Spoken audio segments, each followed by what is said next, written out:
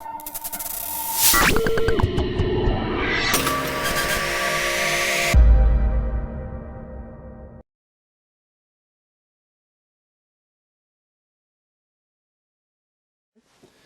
now we'll go on into the sight-in process with the Riflescope.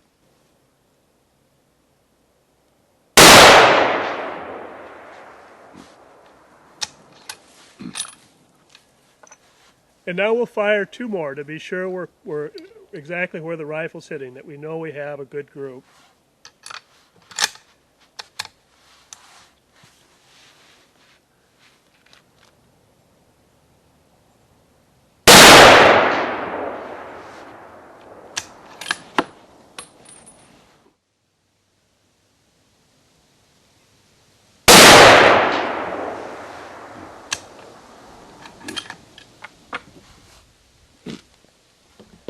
Okay, now I'm going to take a look through my spotting scope here and see how that group printed down there on the paper.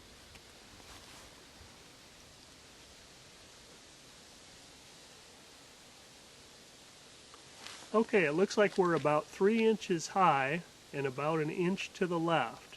So the next point here is I'm going to make an adjustment on my Riflescope. Today we're sighting in at a 100-yard distance, which is a very standard and common hunting distance.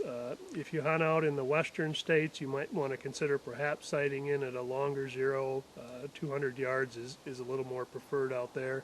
But for many shooters, 100-yard zero is a preferred setup.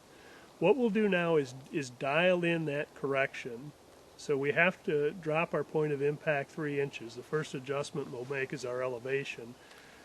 That's going to equate to approximately a 3-minute of angle adjustment on my Riflescope. At 100 yards, 1 inch is equivalent to 1 minute of angle. And the numbers that are scaled on these turrets are in minutes of angle. The top of these dials and the side of the dial, you'll have a little arrow here. And on this particular knob, which is our elevation knob, it either turns up or it turns down. On the windage knob on the side, it'll either go right or left. That's the way you want to change your point of impact. So if I want to bring my bullet's point of impact down, which is true in this case, I want to turn that knob in the direction of the down arrow. Again, we had 3 minutes, so we're going to bring that down 3 minutes of angle on this scope.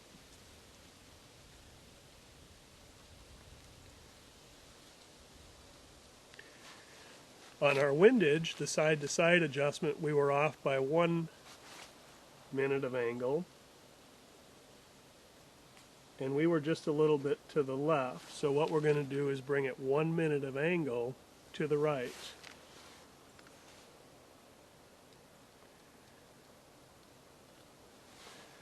There's our first adjustments. Now we're going to fire another group. We'll see how the rifle does. We'll see, hopefully that point of impact will be changed and we'll be very close to our preferred zero here.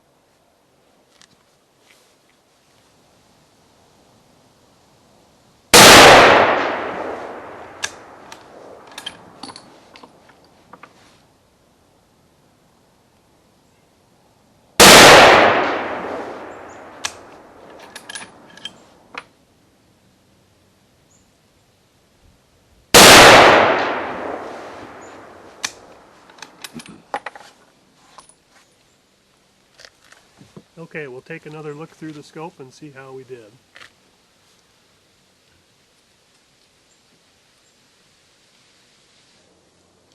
Okay, we're still just a little bit low, so I'm going to make one other adjustment here and we'll finish this up. Our windage looks right about on the money, so we'll dial in one last adjustment here.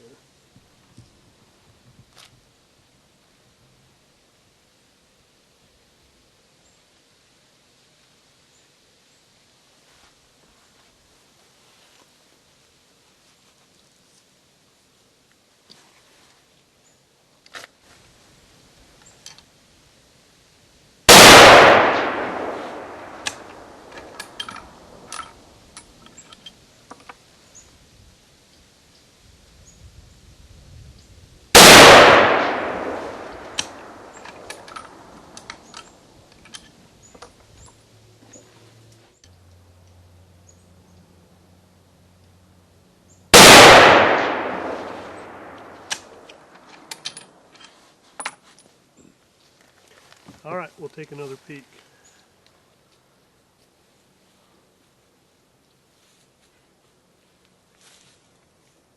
All right, looks good. We've zeroed out, we've shot a 3-shot group right over the zero of the target. So at this point, we're happy with this adjustment. This is where we'd like to leave the rifle at with this particular load and ammunition. Now the technique I've used here has been to shoot the rifle, observe the group. I look at my target, I can see that I'm off by a certain amount of inches, and I dial the inches into the scope.